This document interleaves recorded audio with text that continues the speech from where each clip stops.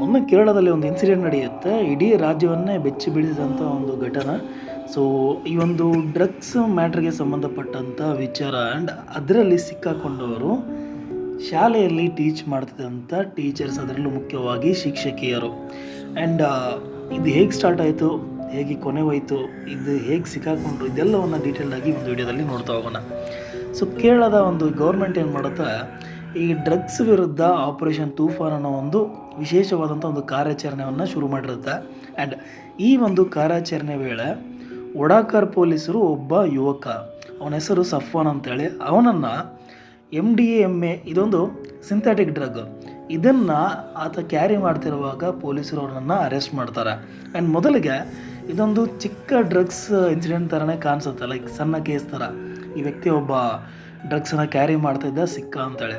But ಈ ಒಂದು ವಿಚಾರಣೆ, ಒಂದು ಇಂಟ್ರೋಗೇಷನ್ ಶುರು ಆದಾಗ ಪೊಲೀಸರಿಗೆ ಇದೊಂದು ದೊಡ್ಡ ನೆಟ್ವರ್ಕ್ ಇದೆ ಅಂಥೇಳಿ ಗೊತ್ತಾಗುತ್ತೆ. ಆ್ಯಂಡ್ ಈ ಸಫಾನ್ ಏನು ಮಾಡ್ತಾನೆ, ಪೊಲೀಸರಿಗೆ ಒಂದು ವಿಚಿತ್ರವಾದಂಥ ಒಂದು ಮಾಹಿತಿಯನ್ನು ನೀಡ್ತಾನೆ.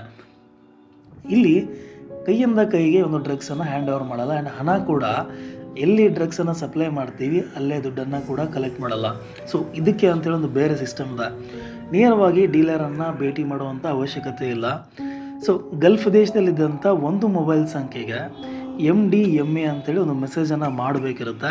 ಆ್ಯಂಡ್ ಆ ಒಂದು ಮೆಸೇಜ್ ರೀಚ್ ಆದ ತಕ್ಷಣ ಆ ಒಂದು ಸಂಖ್ಯೆಯಿಂದ ಒಂದು QR ಕೋಡ್ ಬರ್ತಾ ಇರುತ್ತೆ. ಆ್ಯಂಡ್ ಈ ಒಂದು QR ಕೋಡ್ಗೆ ದುಡ್ಡನ್ನು ಪೇ ಮಾಡಿದ ಕೂಡಲೇ ಡ್ರಗ್ಸನ್ನು ಈ ಒಂದು ಸ್ಥಳದಲ್ಲಿ ಇಟ್ಟಿದ್ದೀವಿ ಅಂಥೇಳಿ ಫೋಟೋನ ಅಥವಾ ವಿಡಿಯೋವನ್ನು ಆ ವ್ಯಕ್ತಿಗೆ ಅದೇ ನಂಬರಿಂದ ಮತ್ತೆ ಒಂದು ವಿಡಿಯೋ ಅಥವಾ ಫೋಟೋನ ಕಳಿಸ್ತಾರೆ. ಆ್ಯಂಡ್ ಆ ಒಂದು ಪೇ ಮಾಡಿದಂಥ ವ್ಯಕ್ತಿ ಆ ಒಂದು ಪ್ಲೇಸಿಗೆ ಹೋಗಿ ಆ ಒಂದು ಡ್ರಗ್ನ ಕಲೆಕ್ಟ್ ಮಾಡಿ ಯೂಸ್ ಮಾಡ್ತಾ ಇರ್ತಾರೆ.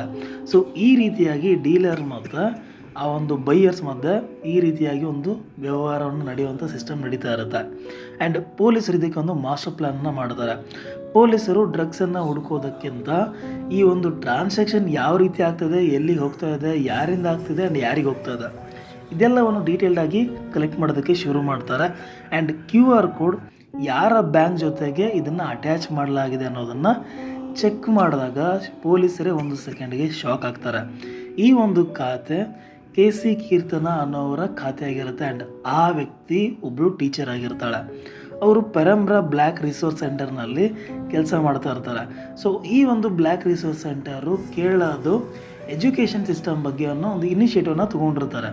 ಕೀರ್ತನ ಅವರ ಬ್ಯಾಂಕ್ ಖಾತೆಯನ್ನು ಚೆಕ್ ಮಾಡಿದಾಗ ತುಂಬ ಜನರಿಂದ ಆ ಒಂದು ಅಕೌಂಟ್ಗೆ ದುಡ್ಡು ಬಂದಿರೋದು ಗೊತ್ತಾಗುತ್ತೆ. ಆ್ಯಂಡ್ ಸುಮಾರು 14 ಲಕ್ಷಕ್ಕೂ ಹೆಚ್ಚು ಹಣ ಈ ಒಂದು ಅಕೌಂಟಲ್ಲಿ ಟ್ರಾನ್ಸಾಕ್ಷನ್ ಹೋಗೋದು ಬರೋದು, ಲೈಕ್ ಡೆಬಿಟ್ ಆಗೋದು, ಕ್ರೆಡಿಟ್ ಆಗೋದು ಆಗ್ತಾನೆ ಇರುತ್ತೆ. ಸೊ ನಿಮ್ಗೆ ಅನಿಸ್ಬೋದು 14 ಲಕ್ಷ ಏನು ಅಂಥ ದೊಡ್ಡ ಅಮೌಂಟ್ ಅಲ್ಲ, ಸೊ ಇದರಲ್ಲಿ ಏನು ಅಂಥ ವಿಚಿತ್ರ ಇದೆ ಅಂತ ಅಂದ್ಕೊಂಡ್ರೆ, ಆ ಒಬ್ಬರು ಕೀರ್ತನ ಅವರಿಗೆ ಅವರ ತಿಂಗಳ ಸ್ಯಾಲ್ರಿ ಕೇವಲ 12,000 ಆಗಿರುತ್ತೆ. ಸೊ 12,000 ತಿಂಗಳ ಸ್ಯಾಲ್ರಿನ ಇಟ್ಕೊಂಡು ಸೊ ಪದೇ ಪದೇ ಲಕ್ಷ ಟ್ರಾನ್ಸಾಕ್ಷನ್ ಮಾಡೋದಕ್ಕೆ ಹೇಗೆ ಸಾಧ್ಯ ಹೇಳಿ? ಇಷ್ಟೊಂದು ಹಣ ಎಲ್ಲಿಂದ ಬಂತು ಅನ್ನೋ ಒಂದು ಪ್ರಶ್ನೆ ಪೊಲೀಸರಿಗೆ ಬರುತ್ತೆ. ಆ್ಯಂಡ್ ಇದ್ರ ಜೊತೆಗೇನೆ ಈ ಒಂದು ಇಂಟ್ರೋಗೇಷನ್ ಇನ್ನೂ ಜಾಸ್ತಿ ಆದಾಗ ಕೀರ್ತನ ವಿಚಾರಣೆ ನಂತರ ಪೊಲೀಸರು ಮತ್ತೊಂದು ಬ್ಯಾಂಕ್ ಖಾತೆಯನ್ನು ಚೆಕ್ ಮಾಡ್ತಾರೆ. ಆ್ಯಂಡ್ ಅದು ಕೂಡ ಇನ್ನೊಬ್ಬ ಶಿಕ್ಷಕಿಯಾಗಿರುತ್ತೆ. ಅವಳ ಹೆಸರು K ಕಾವ್ಯ ಅಂತ. ಆ್ಯಂಡ್ ಅವರ ಅಕೌಂಟಲ್ಲೂ ಕೂಡ ತುಂಬಾ ಹಣ ವ್ಯವಹಾರ ನಡೀತಾ ಇರುತ್ತೆ, ಟ್ರಾನ್ಸಾಕ್ಷನ್. ಸೊ ಹೀಗಾಗಿ ಕಾವ್ಯ ಅವರನ್ನು ಕೂಡ ಅರೆಸ್ಟ್ ಮಾಡಬೇಕಾಗತ್ತೆ. ಆ್ಯಂಡ್ ಇದಾದ ನಂತರ ಈ ಒಂದು ಇಂಟ್ರೋಗೇಷನ್ ಮತ್ತೆ ಕಂಟಿನ್ಯೂ ಆದಂಗೆ, ಈ ಒಂದು ಇನ್ವೆಸ್ಟಿಗೇಷನ್ ಇನ್ನೂ ಮುಂದೆ ಹೋದಂಗೆ ಇನ್ನೊಬ್ಬ ಶಿಕ್ಷಕಿ ಹೆಸರು ಕೂಡ ಬರುತ್ತೆ. ಅವರ ಹೆಸರು VP ನೀಶ್ಮಾ ಅಂಥೇಳಿ. ಆ್ಯಂಡ್ ಅವರ ಅಕೌಂಟಲ್ಲೂ ಕೂಡ ಈ ರೀತಿಯಾಗಿ ತುಂಬಾ ಹಣದ ತುಂಬ ಹೈ ಅಮೌಂಟ್ ಟ್ರಾನ್ಸಾಕ್ಷನ್ ನಡೆದಿರುತ್ತೆ. ಆ್ಯಂಡ್ ಅವರನ್ನು ಕೂಡ ಈ ಒಂದು ಕೇಸ್ನಲ್ಲಿ ಅರೆಸ್ಟ್ ಮಾಡಲಾಗುತ್ತೆ. ಬಟ್ ಪೊಲೀಸರ ಪ್ರಕಾರ ಈ 3 ಜನ ಆಪ್ತ ಸ್ನೇಹಿತರಾಗಿರ್ತಾರೆ, ಒಂದೇ ಸ್ಕೂಲಲ್ಲಿ ಕೆಲಸ ಮಾಡ್ತಿರ್ತಾರೆ. ಆ್ಯಂಡ್ 3 ಒಂದೇ ಪ್ರೊಫೆಷನ್ ಕೂಡ ಆಗಿರುತ್ತೆ, ಅದೇ ಟೀಚರ್ ಆಗಿರ್ತಾರೆ. ಇವರು ಇನ್ಸ್ಟಾಗ್ರಾಮ್ ಮೂಲಕ ಡ್ರಗ್ಸ್ ಈ ಒಂದು ನೆಟ್ವರ್ಕ್ ಒಂದು ಕಾಂಟ್ಯಾಕ್ಟ್ಗೆ ಬಂದಿರ್ತಾರೆ. ಸೊ ಕೆಲವೊಂದು ಮಾಹಿತಿಗಳ ಪ್ರಕಾರ ಈ ಒಬ್ಬರು ಕೀರ್ತನವ್ರು ಏನಿದ್ದಾರೆ, ಇವರು ಡ್ರಗ್ಸ್ಗೆ ಮುಂಚೆನೇ ಗುರಿಯಾಗಿರ್ತಾರೆ. ಅಂದರೆ ಇವರು ಕೂಡ ಡ್ರಗ್ಸನ್ನು ತೊಗೊತಾ ಇರ್ತಾರೆ. ಆ್ಯಂಡ್ ನಿಮಗೆಲ್ಲ ಗೊತ್ತಿದೆ, ಡ್ರಗ್ಸ್ ಖರೀದಿ ಮಾಡಬೇಕು ಅಂದರೆ ತುಂಬಾ ದುಡ್ಡಿರಬೇಕು ಮುಖ್ಯವಾಗಿ. ಸೊ 12,000 ಸಂಬಳನ ಇಟ್ಕೊಂಡು ಈ ಥರ ಒಂದು ಚಟವನ್ನು ಇಟ್ಕೊಳ್ಳೋದಕ್ಕೆ ತುಂಬಾ ಕಷ್ಟ. ಆ ಕಾರಣಕ್ಕೆ ಈ ಒಂದು ಡ್ರಗ್ಸ್ ನೆಟ್ವರ್ಕ್ಗೆ ಅವರು ಕೂಡ ಕೈ ಹಾಕಿದ್ರಿ ಅನ್ನೋ ಒಂದು ಮಾಹಿತಿ ಇದೆ. ಸೊ ಏನಾಗುತ್ತೆ ಅಂದರೆ, ಇನ್ಸ್ಟಾಗ್ರಾಮಲ್ಲಿ ಈ ಒಂದು ನೆಟ್ವರ್ಕಲ್ಲಿ ಅವರು ಕೈ ಜೋಡಿಸ್ತಾರೆ. ಇದಾದಮೇಲೆ MDMA ಈ ಒಂದು ಸಿಂಥೆಟಿಕ್ ಡ್ರಗ್ ಇದನ್ನು ಯೂಸ್ ಮಾಡೋದಕ್ಕೆ ಶುರು ಮಾಡ್ತಾರೆ. ಸೊ ಈ ಒಂದು ನೆಟ್ವರ್ಕಲ್ಲಿ ಈ 3 ಶಿಕ್ಷಕಿಯರದ್ದು ಏನು ರೋಲ್ ಇದೆ ಅಂತ ನೋಡೋದಾದ್ರೆ, ಸೊ ಇವ್ರು ಏನು ಮಾಡ್ತಿದ್ದಾರೆ, ಜಸ್ಟ್ ಹಣಕಾಸಿನ ವ್ಯವಹಾರನ ಇವ್ರು ನೋಡ್ಕೊತಾ ಇರ್ತಾರೆ. ಲೈಕ್ ಈ ಒಂದು ಇಂಡಿಯನ್ ಬ್ರ್ಯಾಂಚ್ ಅಂತ ಹೇಳ್ಬೋದು ಅಥವಾ ಕೇರಳ ಬ್ರ್ಯಾಂಚ್, ಈ ಒಂದು ನೆಟ್ವರ್ಕ್ನ ಬ್ರ್ಯಾಂಚ್ ಹೇಳ್ತಾ ಇರೋದು ನಾನು.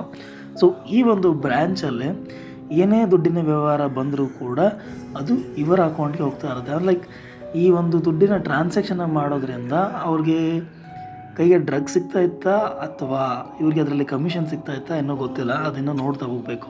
ಸೊ ಅದಿನ್ನೂ ಇನ್ವೆಸ್ಟಿಗೇಷನ್ ಗೊತ್ತಾಗುತ್ತೆ. ಸೊ ಈ ಒಂದು ಬ್ಯಾಂಕ್ ಅಕೌಂಟ್ಗೆ ಬರ್ತಿರೋವಂಥ ಹಣವನ್ನು ಇವರು ಕಲೆಕ್ಟ್ ಮಾಡ್ತಾ ಇರ್ತಾರೆ. ಆ್ಯಂಡ್ QR ಕೋಡ್ ಮೂಲಕ ಈ ಒಂದು ಹಣವನ್ನು ಇವರು ಕಲೆಕ್ಟ್ ಮಾಡ್ತಾ ಇರ್ತಾರೆ. ಆ್ಯಂಡ್ ಯಾರೆಲ್ಲ ಇದನ್ನ ಬೈ ಮಾಡ್ತಾ ಇರ್ತಾರೆ ಅವ್ರಿಗೆ ಇನ್ಫಾರ್ಮೇಷನ್ ಕೂಡ ಇವರೇ ಕೊಡ್ತಾ ಇರ್ತಾರೆ. ಅಂದರೆ ಎಲ್ಲಿ ಡ್ರಗ್ಸನ್ನು ಇಟ್ಟಿದ್ದಾರೆ, ಸೊ ಅಲ್ಲಿ ಹೋಗಿ ನೀವು ಕಲೆಕ್ಟ್ ಮಾಡಬೇಕು. ಆ ಒಂದು ಫೋಟೋ ಆಗಲಿ ಅಥವಾ ವಿಡಿಯೋ ಆಗಲಿ ಎಲ್ಲಿ ಇಟ್ಟಿದ್ದಾರೆ ಅನ್ನೋದನ್ನು ಕೂಡ ಇವರೇ ಬೈಯರ್ಸ್ಗೆ ಕಳಿಸ್ತಾ ಇರ್ತಾರೆ. ಸೊ ಈ ಒಂದು ಡ್ರಗ್ಸನ್ನು ಆ ಒಂದು ಲೊಕೇಶನ್ಲಿ ಇಡುವಂಥ ಕೆಲಸನ ಇವರು ಮಾಡ್ತಾ ಇರಲಿಲ್ಲ. ಇದಕ್ಕೆ ಅಂತೇಳಿ ಬೇರೆ ವ್ಯಕ್ತಿಗಳಿರ್ತಾರೆ, ಅವರನ್ನು ಕೂಡ ಕೂಡಲೇ ಇನ್ನೂ ಪೊಲೀಸರನ್ನು ಅರೆಸ್ಟ್ ಮಾಡಿಲ್ಲ. ಅವ್ರನ್ನೂ ಕೂಡ ಇನ್ನೂ ಸ್ವಲ್ಪ ದಿನಗಳಲ್ಲಿ ಪೊಲೀಸರು ಅರೆಸ್ಟ್ ಮಾಡುವಂಥ ಸಾಧ್ಯತೆ ಇದೆ. ಸೊ ಇಲ್ಲಿ ಡ್ರಗ್ಸನ್ನು ಇವರು ನೇರವಾಗಿ ಲೈಕ್ ಇವರೇ ಆ ಒಂದು ಲೊಕೇಶನಲ್ಲಿ ಹೈಡ್ ಮಾಡುವಂಥ ಕೆಲಸನ ಇವ್ರು ಮಾಡ್ತಾ ಇರಲಿಲ್ಲ. ಇವರ ಕೆಲಸ ಮುಖ್ಯವಾಗಿ ಈ ಹಣಕಾಸಿನ ವ್ಯವಹಾರ ಆಗಿರುತ್ತೆ. ಸೊ ಈ 3 ಶಿಕ್ಷಕರನ್ನು ಇಂಟ್ರೋಗೇಟ್ ಮಾಡಿದ ಮೇಲೆ ಪೊಲೀಸರು, ಸೊ ಈ 3 ಟೀಚರ್ಸನ್ನು ಪೊಲೀಸರು ಅರೆಸ್ಟ್ ಮಾಡಿದ್ಮೇಲೆ, ಇಂಟ್ರೋಗೇಷನ್ ಆದಮೇಲೆ ಪೊಲೀಸರು ಜಿಜಿಲ್ ಕುರಿಯಾಕೋಸ್ ಅನ್ನೋ ಒಬ್ಬ ಡೆಲಿವರಿ ವ್ಯಕ್ತಿಯನ್ನು ಕೂಡ ಪೊಲೀಸರು ಅರೆಸ್ಟ್ ಮಾಡ್ತಾರೆ. ಆ್ಯಂಡ್ ಅವರ ಬ್ಯಾಂಕ್ ಖಾತೆಗಳ ಮೂಲಕ ಬರೋಬ್ಬರಿ 1 ಕೋಟಿ ಟ್ರಾನ್ಸಾಕ್ಷನ್ ಆಗಿರ್ಬೋದು ಅಂಥೇಳಿ ಪೊಲೀಸರು ಇನ್ವೆಸ್ಟಿಗೇಷನಲ್ಲಿ ಹೇಳಿದ್ದಾರೆ. ಆ್ಯಂಡ್ ಇದಾದಮೇಲೆ ಈ ಒಂದು ಪ್ರಕರಣ, ಈ ಒಂದು ಕೇಸು ತುಂಬಾ ದೊಡ್ಡದಾಗ್ತಿದ್ದಂಗೆ ಇದಕ್ಕೆ ಅಂಥೇಳಿ ಒಂದು ವಿಶೇಷ SIT ಟೀಮನ್ನು ರಚನೆ ಮಾಡ್ತಾರೆ. ಆ್ಯಂಡ್ ಹಣದ ಮೂಲ, ಡ್ರಗ್ಸ್ ಯಾರೆಲ್ಲ ಪ್ರೊವೈಡ್ ಮಾಡ್ತಿರ್ತಾರೆ ಇದೆಲ್ಲವನ್ನು ಪತ್ತೆ ಹಚ್ಚುವಂಥ ಕೆಲಸ ಶುರುವಾಗುತ್ತೆ. ಆ್ಯಂಡ್ ಈ 3 ಶಿಕ್ಷಕಿಯರನ್ನು ಏನು ಅರೆಸ್ಟ್ ಮಾಡಿರ್ತಾರೆ ಆ ಒಂದು ಶಿಕ್ಷಣ ಇಲಾಖೆಯಿಂದ ಇವರನ್ನು ತೆಗೆದುಹಾಕ್ತಾರೆ. ಇನ್ನೂ ತನಿಖೆ ಮುಂದುವರೆದಿದೆ, ಇನ್ನೂ ಆರೋಪಗಳು ಕೋರ್ಟಲ್ಲಿ ಸಾಬೀತಾಗಬೇಕು. ಬಟ್ ಇಲ್ಲಿವರೆಗೂ ಸಿಕ್ಕಂಥ ಎವಿಡೆನ್ಸ್ಗಳು, ಇಷ್ಟು ಡೀಟೇಲ್ಸ್ಗಳು ಗೊತ್ತಾಗಿದೆ. ಆ್ಯಂಡ್ ಇದ್ರ ಜೊತೆಗೆ ಈ ಒಂದು ಕಿಂಗ್ ಪಿನ್ ಅಂತ ಏನು ಹೇಳ್ತೀವಿ, ಲೈಕ್ ಈ ಒಂದು ಡ್ರಗ್ಸ್ ಮಾಫಿಯಾ, ಈ ಒಂದು ನೆಟ್ವರ್ಕ್ನ ಮುಖ್ಯ ವ್ಯಕ್ತಿ, ಮೇನ್ ವ್ಯಕ್ತಿ ಅರಬ್ ಕಂಟ್ರೀಸಲ್ಲಿ ಇದ್ದಾನೆ ಅಂತ ಗೊತ್ತಾಗಿದೆ. ಆ್ಯಂಡ್ ಅಲ್ಲಿಂದ ಈ ಒಂದು ನೆಟ್ವರ್ಕನ್ನು ಆಪ್ರೇಟ್ ಮಾಡ್ತಿದ್ದಾರೆ ಅನ್ನೋದು, ಲೈಕ್ ಇಂಡಿಯಾದಲ್ಲಿ ಅಲ್ಲಿಂದ ಈ ಒಂದು ನೆಟ್ವರ್ಕನ್ನು ಆಪ್ರೇಟ್ ಮಾಡ್ತಿದ್ದಾರೆ ಅನ್ನೋದು ಗೊತ್ತಾಗಿದೆ. ಆ್ಯಂಡ್ ಕೂಡಲೇ ಆ ವ್ಯಕ್ತಿಯನ್ನು ಕೂಡ, ಆ್ಯಂಡ್ ಇನ್ನೂ ಈ ನೆಟ್ವರ್ಕಲ್ಲಿ ಯಾರೆಲ್ಲ ಇದ್ದಾರೆ, ಸೊ ಇದರಲ್ಲಿ ಬೆಂಗಳೂರು ಮತ್ತು ಮಂಗಳೂರು ಈ ಒಂದು ಊರುಗಳ ಹೆಸರು ಕೂಡ ಕೇಳಿ ಬಂದಿದೆ. ಆ್ಯಂಡ್ ಆಫ್ಕೋರ್ಸ್ ಬೆಂಗಳೂರಲ್ಲಿ ಇದ್ದೇ ಇರುತ್ತೆ. ಸೊ ಇದೇ ಥರದ ಟೀಮ್ ಬೆಂಗಳೂರಲ್ಲೂ ಕೂಡ ರೆಡಿ ಆಗಬೇಕು. ಡ್ರಗ್ಸು ಎಷ್ಟರ ಮಟ್ಟಿಗೆ ಹಾಳು ಮಾಡುತ್ತೆ ಜನರನ್ನ ಅಂದರೆ ನೀವೆಲ್ಲ ನೋಡೇ ಇರ್ತೀರ, ಅದ್ರ ಬಗ್ಗೆ ಹೇಳೋ ಅವಶ್ಯಕತೆ ಇಲ್ಲ. ಸೊ ಈ ಒಂದು ನೆಟ್ವರ್ಕಲ್ಲಿ ಇನ್ನೂ ಯಾರೆಲ್ಲ ಇದ್ದಾರೆ ಇನ್ನೂ ಪತ್ತೆ ಹಚ್ಚಬೇಕಿದೆ. ಆ್ಯಂಡ್ ಇದರ ಹೆಡ್ ಯಾರಿದ್ದಾರೆ ಅವರನ್ನು ಕೂಡ ಪೊಲೀಸರು ಪತ್ತೆ ಹಚ್ಚಿ ಅರೆಸ್ಟ್ ಮಾಡ್ತಾರೆ. ಸೊ ಇವತ್ತಿಗೆ ಇಷ್ಟು. ಹೋಪ್ ನಿಮಗೆ ವಿಡಿಯೋ ಇಷ್ಟ ಆಗಿದೆ ಅಂತ ಅಂದ್ಕೊತೀನಿ. ವಿಡಿಯೋ ಇಷ್ಟ ಆಗಿದ್ರೆ ಲೈಕ್ ಮಾಡಿ, ಶೇರ್ ಮಾಡಿ, ಆ್ಯಂಡ್ ಚಾನಲ್ನ ಸಬ್ಸ್ಕ್ರೈಬ್ ಮಾಡಿ. Thank you.